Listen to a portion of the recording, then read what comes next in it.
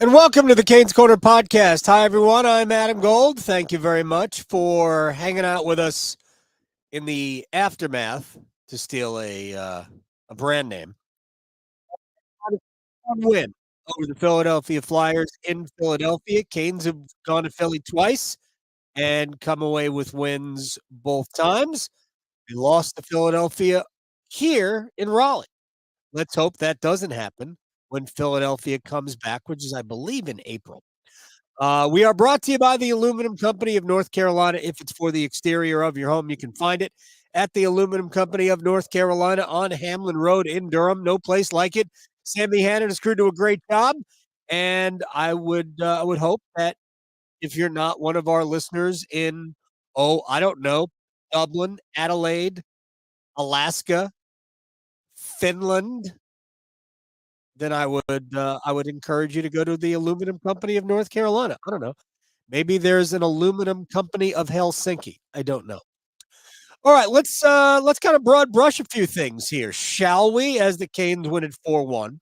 No Andrei Svechnikov tonight, which is unfortunate because once he got his first goal, you wanted him to get right back out there. But illness made the trip, so they were hoping he would be ready to go. As it turned out, they decided, hey, let's let this Brendan Lemieux guy play, and we'll give Michael Bunting a chance with Aho and Seth Jarvis, and everything kind of worked out, didn't it? Hopefully, Andre will be back on Thursday when the Hurricanes take on the New York Islanders back here at PNC Arena. Next two games are at home.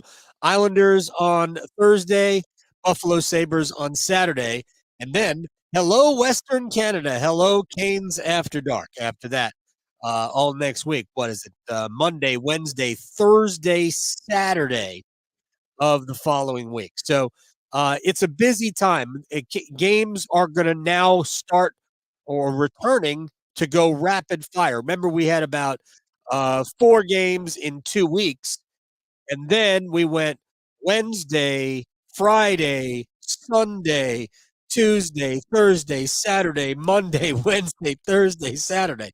It is getting busy, and that's okay. The Hurricanes would love to get into this rhythm, especially if you start playing well. I thought Carolina. I don't think they were awesome tonight, but I thought they were very good. I thought Philadelphia was pretty good tonight. I think the Flyers are really playing like a John Tortorella team, where they're feisty, they're aggressive, they're looking to make plays. They're not just sitting back. They're not just trying to muck it up. I think this is a dangerous team. And they've got some high end. You've got Konechny, who's having a great year. Sean Couturier coming back from the injury last year. He's been good. Um, so I think this is a pretty good win for Carolina. If you look at everything that went into it, they had to work hard for the first 2 goals, got lucky on the third, and then you get an empty net goal. So I thought there were so many good things about the game. Let's start. Let's start in net, shall we? Let's start with Pyotr Kochetkov, who didn't have to be spectacular tonight. There was a little bit that was spectacular, but I believe that Kochetkov, this is his time to go back to something that we have talked about over and over and over again, especially over the first 3 or 4 weeks of the season. We were talking about opportunity. Teuvo Teravainen had the opportunity with Andrei Svechnikov's injury. I don't know why that was hard to say. To establish himself once again as a top 6 Hurricanes winger. Mission accomplished. Teuvo Teravainen has established himself as that. Jack Drury has had an opportunity to establish himself as the center on Carolina's third scoring line. And while the production hasn't always been there, he had just the one goal. He is starting to play really well. This is like 4, 5, maybe 6 games in a row where Jack Drury has played well. He got the goal, I believe it was against Edmonton, his first goal of the season. But Drury has played well, and he was part of Carolina's, in my opinion, if not their best line, no worse than their second best line tonight. I thought Drury was very good. I thought that line was very good. More on them and the opportunity. So the jury is kind of still out. I want to see continue to do this. I want to see Jack start to score a few more goals because that's not a traditional fourth line. It kind of was tonight with Brendan Lemieux drawing in for Svechnikov and Bunting bumping up to the Aho Jarvis line. But for the most part, that should end up being a third scoring line for Carolina. And they should be able to take advantage of third defensive pairings and bottom six wingers and centers, as long as they're doing it the right way. Because if you're playing with Bunting and Nason, or heaven forbid, if a legit goal scorer goes on that line, if it could be Natchez. Natchez could end up there without batting an eyelash. It could happen that way. Hey, I don't think Rod will try to put Svechnikov, Aho, and Teravainen together because historically speaking, that's never worked. But who knows who ends up on the right side of the fourth line? It might go back to Nason going there. Maybe it'll be Nason on the left, Drury in the middle, and Natchez on the right. I have no idea. Anyway, he's going to play with guys who can score. So if that line can take advantage, that's an opportunity. And then you get to Pyotr Kochetkov. With the blood clotting issue of Freddie Anderson, and we have no idea how long he's going to be out. This is an opportunity for Pyotr Kochetkov to be the guy. Here's what we know about Carolina's goaltending, and this is going to sound like a broken record if you haven't heard it before, or if you've heard it too many times, I apologize. The Hurricanes will be much better served if Kochetkov can be the guy, so Raanta doesn't have to. Because as soon as Raanta is asked to be the guy, we know what happens. The performance will almost certainly be there, but what you don't want is to break him. And if you break him, now all you've got is Kochetkov and right now Yanni Peretz, the kid from Quinnipiac who is winning an NCAA championship 10 months ago, however many months ago May was, less than 10 months ago. Good math. 6 months ago, 5 months ago. So you don't want that. You don't want that to be your goaltending situation if you only have Kochetkov and Peretz left. So the Hurricanes need Kochetkov to really take advantage of this chance. And he played very well against Columbus. He showed you a little high end against Columbus. He didn't have to really show you high end tonight. There were some good saves. There were some really good saves. There were some good saves in tight. He stood his ground really well. I think the best save was the wrap chance in the third period on Joel Farabee when it was still 2-1. But he was just solid, really, really solid. 27 saves on 28 shots at him. So that to me was maybe the best thing we saw tonight. I don't think he was the first star. My stars were Kochetkov 3, Jarvis 2, and Michael Bunting 1.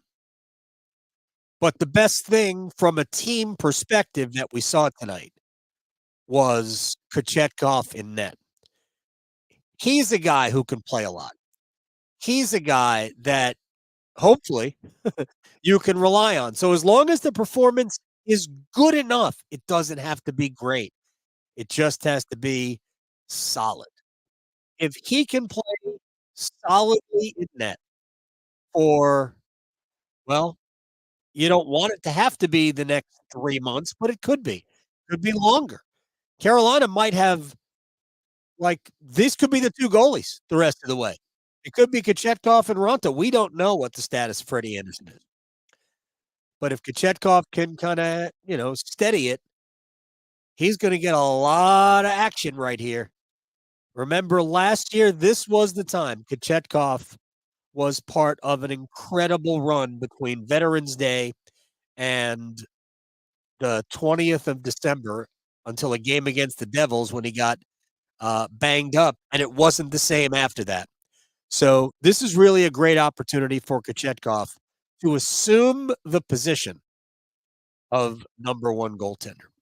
So, again, early returns on that. Very, very good. So, without Andrei Svechnikov in the lineup tonight, it provided 2 opportunity. That's the word, isn't it? Isn't that the word of the day? Maybe I should put that on a shirt. So, the first opportunity, somebody's gotta fill Svechnikov's spot on the top line, and that was Michael Bunting. And you could have gone 2 ways. You could have moved Bunting up, you could have moved Steph Nason up. I like the fact that Rod gave it to Michael Bunting, but first of all, he has been playing well. That line with Nason and Drury has been playing very well. So you give it to Bunting, which is really the way it started this season with Aho and Jarvis and Bunting, who played with top players in Toronto, played with Austin Matthews, and whoever was on the right side of that line. Mostly it was William Nylander. So he's familiar with playing with high end, and he's a talented guy, and he plays an aggressive style and all of that. He was excellent tonight, and it gives Carolina just another look. It's not that different from Andre. It's a little bit more meat and potatoes than Andre, because Andre will show you some sizzle. But for the most part, Andre and Bunting are both physical power forwards. You can make the argument that Bunting might be better around the net, and that's okay. And that's how they scored their first goal, around the net. We'll get to the goal in a minute. What I really loved about it. The second opportunity was Brendan Lemieux, who draws into the lineup after sitting as a healthy scratch the last 8 games. Svechnikov ill, Lemieux in, and he was part of another really good performance from the 4th line, if you will, the 3rd scoring line. Drury, Nason, Lemieux were all over it. They were all over the puck. They were an absolute nuisance to the Flyers. They spent a lot of time in the offensive zone, and they get a goal. Lemieux has now scored 2 goals, each against one of his former teams. Scored against the Kings, that's where he played most recently. Scored against the Flyers, he has spent time there. Next time the Hurricanes play the Rangers, I'm telling Rod Brind'Amour, you should probably put that guy on the ice because he scores against his former teams. Now, in a way, although not as prolific, remember the pandemic crazy year when Vincent Trocheck kept scoring every game against the Florida Panthers? That was fun too, wasn't it?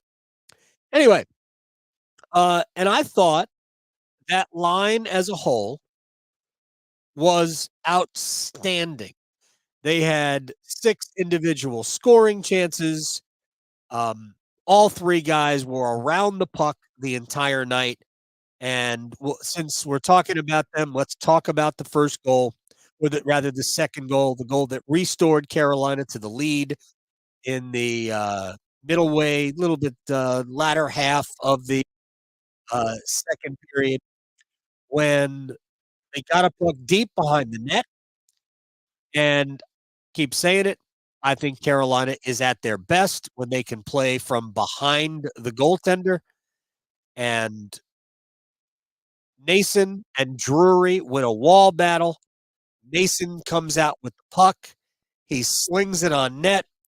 It caroms back out off Brendan Lemieux's leg. Actually, it was a clearing opportunity. Whoever number 21 with the Flyers is, I guess I could probably tell you who number 21 with the Flyers was. Scott Laughton tried to clear the puck, and Laughton cleared it right off of Brendan Lemieux's leg, and Lemieux found it and snapped it past Carter Hart to make it 2-1, but that starts with a physical battle won behind the net. It's Carolina's forecheck at work. It's Carolina winning those 50-50 pucks, if you will, and it's Carolina right on top of the crease. So that's the second goal. First goal of the night, which I referenced already, this is probably my favorite goal, well, easily my favorite goal of the game. Um, it starts in the defensive end. It starts with the Dmitry Orlov steal of the puck, and it goes the other way. Carolina sets up. Jalen Chatfield gets a point drive through, rebound, kicks out to Orlov at the other side. Orlov gets a point drive through, rebound comes out. Aho gets it. Aho gets it across to Michael Bunting. Seth Jarvis setting up a net front presence, just being an overall pest, which is one of the great things about him. He is all into that. And Bunting got two whacks at it in front of the goal. And the second one past Carter Hart, and it made it 1-0 Carolina. That was relatively early, less than 6 minutes into the period. So those are the two goals that Carolina scored, we'll just say in the run of play. And for a lot of reasons, they are examples of what makes Carolina great. Good defense leads to offense, net front presence, scoring in the dirty areas, even though there was nobody bothering Bunting. And the second one was forecheck, aggression, winning battles, and a lucky bounce, but taking advantage of it. We'll get to the other goals in a minute. Really loved both of them.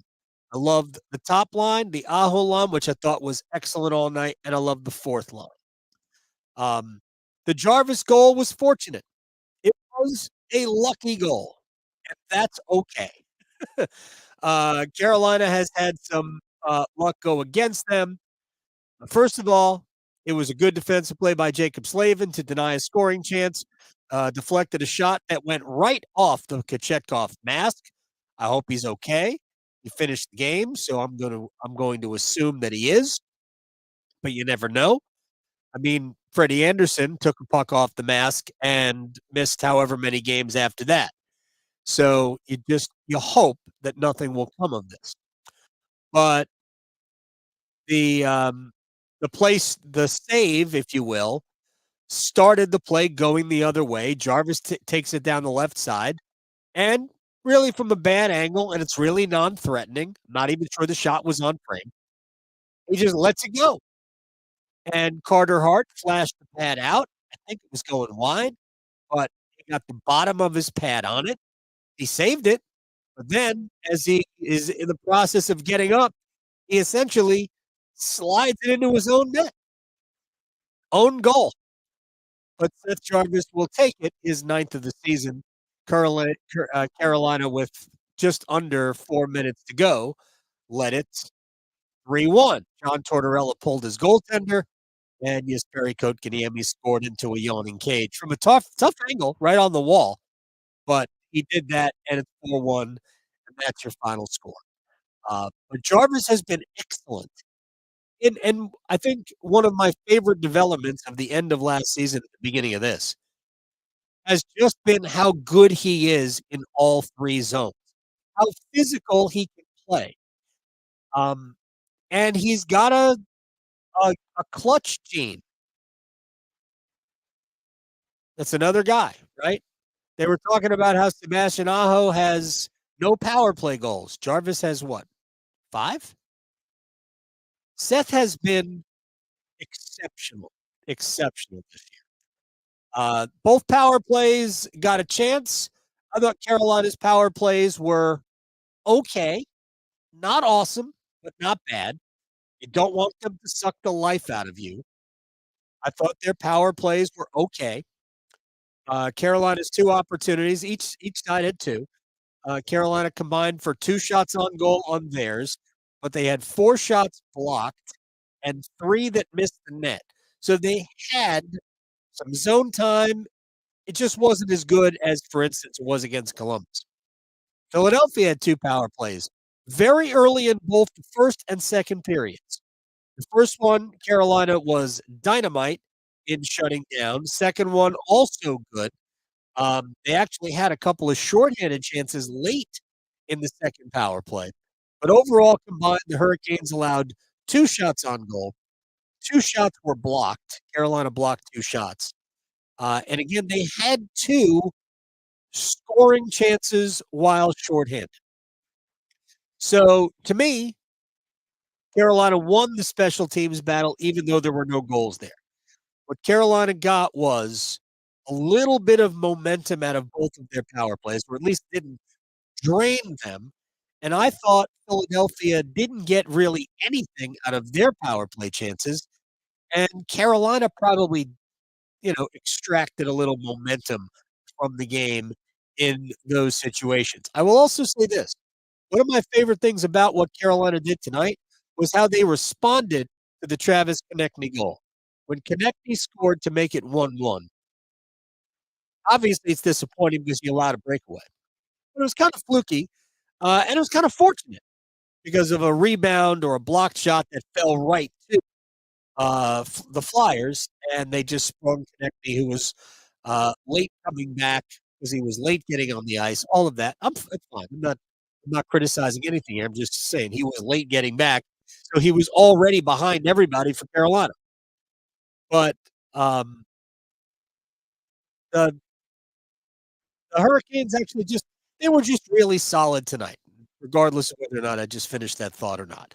Let me talk about some hot players, and then there's one more thing that I wanted to get to, and I will go through some comments here because there are a number of you that want to chat about a couple of things, or at least want me to talk about a couple of things, uh, and we'll get to one of the elements I already talked about, and I think we're going to clear up this for right now.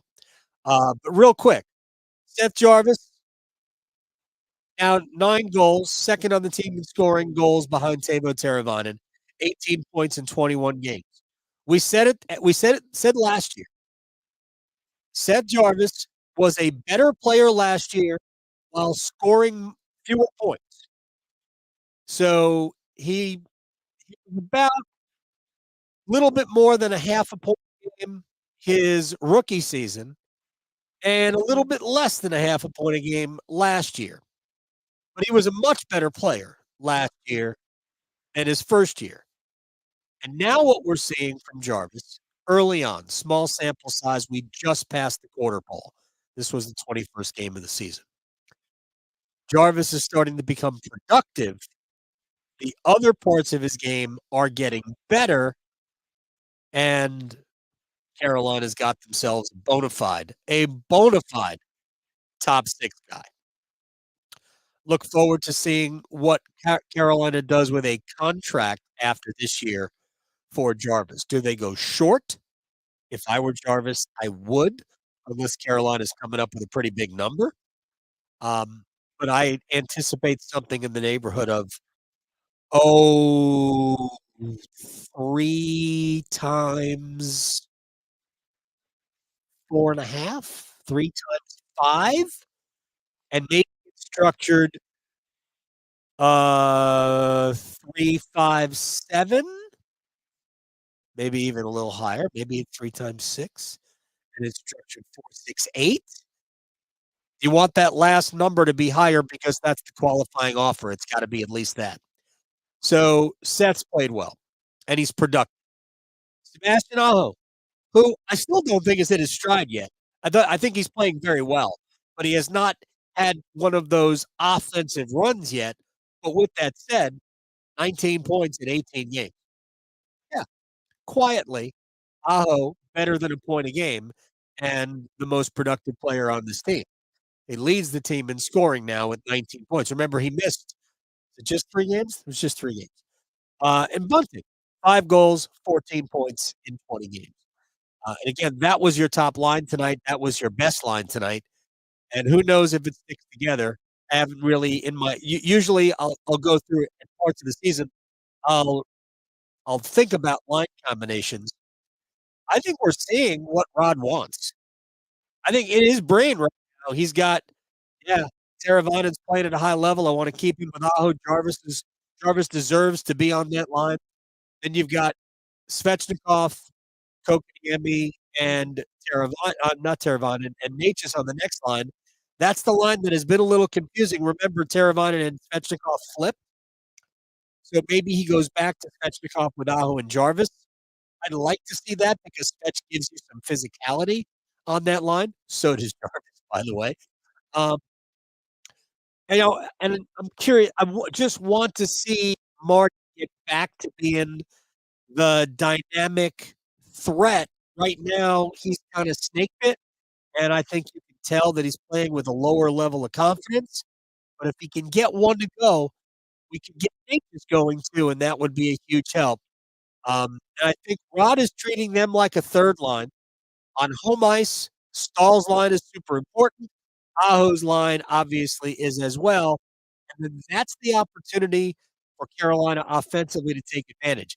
Now, I want to give them some credit for tonight because the top line for Philadelphia, Couturier, Konechny, and I think Forrester, that John Tortorella targeted Kotkaniemi with Teravainen and Necas.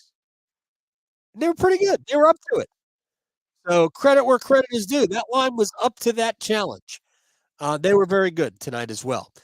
They just weren't offensively dynamic. They didn't command the puck. They didn't dominate the puck the way the Aho line did and the way I think the Drury line did tonight. And the final thing I want to get to, well, we'll get to the final thing in a second because I'm sure it's going to come up here as I scroll through the comments. And then people want to talk about Kochetkov and is it time to trade Necas? No, it's not time to trade Necas. I mean, the Hurricanes are probably going to look to add and enhance what they've got when we get later in the season. And I don't think they'll wait all the way to the deadline. I think they can evaluate where this team is 40 games in. And if I were them, and if I was going to make a deal, I wouldn't wait to the deadline. I would get to it. I think there's definitely one thing they need. They might need one thing they will need. I'm positive of this is they will need goaltending help. Whether it's through injury or we want somebody to give us, let's just say, another option at this point, because who knows? But I think they will probably look to add goaltending help, even if it's depth, right? And it's very possible that they will need another center. I felt like they were a center short last year. I still am not completely sold that they're not a center short this year. What they really need is a righty. They need somebody who they can throw out there who's a right centerman who can win a bunch of faceoffs. Carolina's faceoff percentage not quite was what it was a year ago. So who knows what they'll do at the deadline or before the deadline, but to me, those are two things that they need. But I would not, right at this very moment, I would not even consider trading anybody. Let's see what else is uh, cooking here in the comments section. If I had to speculate what's going to happen with Tony DeAngelo, will he be here in April? I asked Rod Brindamore today in our conversation before the game, um, basically how Tony is handling being the healthy extra. Tony is a very competitive player. Tony is a very confident player, and Tony feels as though he is a top four defenseman. I ain't gonna argue with Tony about it. Tony, in the right situation, is a top four defenseman. We don't, and I have proof of that. I watched it for an entire season here because playing with Jacob Slavin, Tony DeAngelo was top four material. If something happened to Brent Burns, I think Rod might go right to Tony right there. They played together very well, and I think we'd see Tony play very well if he got back in the ice on the ice. But all year long, even though I have been team Tony all year long, it's been obvious to me, and the head coach talked about it today with me. Jalen Chatfield is best for Dmitry Orlov, and this is now 4 games in a row together, and I thought they were dynamite tonight. Dynamite. I saw somebody, suggest that Orlov should have been one of the stars. I thought about it. I did, but he wasn't Carolina's best defenseman tonight. Um, I thought Slavin was excellent. I thought Pesce was excellent tonight. And you can say that most nights. Slavin is always good. Pesce and Shea are just so incredibly solid. Um, they kinda remind me of, like, Anakin and Ward back in the day. Wonder what happened with those guys. But Orlov and Chatfield seem like a very good match for me. I thought Chatfield had moments of offensive flair tonight. He is so quick. He is such a good skater. He is perfect for this system, and I do believe he is top 4 material going forward, which is why it was kinda upsetting. As much as I like Tony DeAngelo, it was kind of upsetting that Chatfield, was a healthy extra a bunch. But he's playing very well. Orlov is playing very well, and the Hurricanes will reap the benefits as long as they play very well because as Rod has said, he doesn't worry about putting them out in difficult spots. Frankly, Orlov is a little bit of concern because he doesn't skate all that well. At least he's not fast. But he's physical. Thought he was good with the puck tonight. He had one mistake, I thought, that was noticeable to me tonight, but I thought for the most part, he was outstanding. And if you're gonna get good play, especially good two-way play from your 3rd pair, I mean, I think Carolina's got the best defensive core in the league. And I'll say this again, they haven't even hit their stride yet. Still waiting for Brent Burns to kick on. I don't think he has been the best version of Brent Burns yet. Just like we haven't seen the best version of Sebastian Aho yet. 20's been good, but he hasn't been great yet because that's coming. That is coming. And that pretty much does it for us. Let's see. The Tony Splinter wants to play Tony on the 4th line. Why do people do that? Why, why, why, why do people do that? Come on. We're not playing guys out of position. Look, if the Hurricanes ended up with injury situations, because it's difficult for them, it's not necessarily difficult. You can get a guy from the minor leagues. They sent a bunch of guys from the minor leagues and just they're scattered all over the place. Um, I believe that uh, they could play 11-7, but I don't think they would put Tony as a winger on a 4th line. I don't think they would. Look, they're in good shape. They have good depth. Brendan Lemieux gives them a very good somebody they can put on the ice as a healthy extra, and Tony DeAngelo is somebody that can slot in as a healthy extra if somebody got hurt. And there you go. Um, what is I don't know what Tofu is saying here. Okay, this will be the final one. Just wanted to say during the presentation, the ESPN commentator said the East Carolina Hurricanes. Yeah, okay, I'm not gonna get bent out of shape over that. If you want I mean, I'm not telling you not to. I'm not going to get bent out of shape. Hurricanes are one of the best teams in the NHL. They haven't yet played to that yet, but they are one of the best teams in the NHL. We'll do this again on Thursday. Once again, an ESPN Plus Hulu extravaganza. And by the way, I don't know if you checked it out last night, but or not last night, Tuesday. Trip Tracy, Shane Willis, a nice little fancy Dan pair in the radio booth. I hope they get to do it again. Actually, I hope Mike Peniscott goes back. But if he's not, I look forward to Trip and Shane. They were fun, and there were soft pretzels talked about. I love soft pretzels, with mustard, please. All right, thank you very much for spending some time. This is the Canes Corner podcast, the morning after the Hurricanes beat the Philadelphia Flyers 4-1. We're brought to you by the Aluminum Company of North Carolina. If it's the exterior of your home, you can find it at the Aluminum Company of North Carolina. No place like it. Sammy Hanna and his crew do a great job. You should check them out online, aluminumcompany.com. Okay, one more question. Andy, what are your thoughts on the red lids? Don't like it. I know people do. I don't. On the road, you're wearing white, wear white hats. When you wear red hats on the road, I think you look like the Russian national team, and I would prefer not to look. No offense to the Russian national team. I like the white hats. I'd go back to the white hats. They'll wear the white hats a little bit. They've got them. Might as well wear them.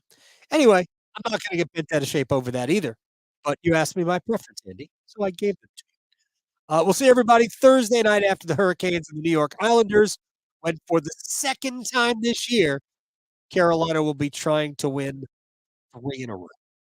Until, we'll see you.